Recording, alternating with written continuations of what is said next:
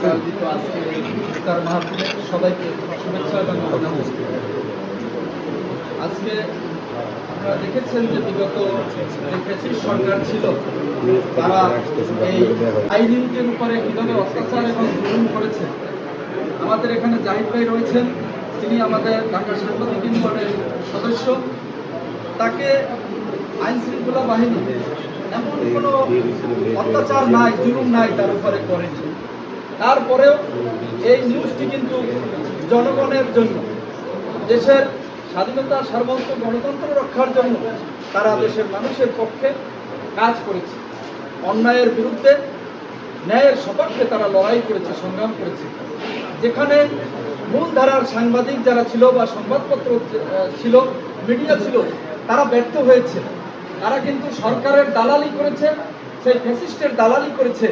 I news BD সেখানে জনগণের পক্ষে অবস্থান নিয়েছে। আপনারা দেখেছেন করোনাকালীন সময় এই যে তৈল চুরি থেকে শুরু করে বিভিন্ন অনিয়ম, দুর্নীতি এবং বিগত সরকারের যে অনিয়ম তারা তুলে ধরেছে, এটি জনপ্রিয়তার একেবারে শীর্ষে চলে গিয়েছিল। কিন্তু দুর্ভাগ্যজনক হলেও সত্য, আজকে পর্যন্ত তারা এই নিবন্ধনটি পায়নি। এটা আমরা মনে করি যে সত্য প্রকাশের জন্য এই আই নিউজের মতো নিউজ আমাদের জাতির জন্য, গণতন্ত্রের জন্য অত্যন্ত অপরিসীম।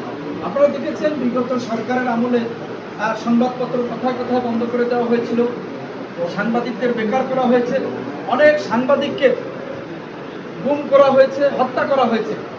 ৭১ জন সাংবাদিককে হত্যা করা হয়েছে, সাগররুনিকে বেডরুমে গিয়ে হত্যা করা হয়েছে।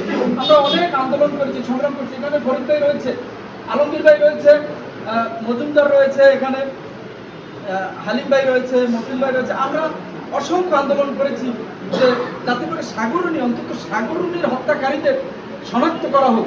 সেই চার্জশিটটি আজকে পর্যন্ত দিতে পারেনি। এই যে তত্ত্বাবধায়ক সরকার ছিল তারাও দিতে পারেনি। অসংখ্য সাংবাদিকরা আজকে বেকারত্ব জীবনযাপন করছে। তাই আমি আজ আমার সময় না বাড়িয়ে আমি বলতে চাই, এখন একটি গণতান্ত্রিক পরিবেশ এসেছে, একটি গণতান্ত্রিক সরকার এসেছে।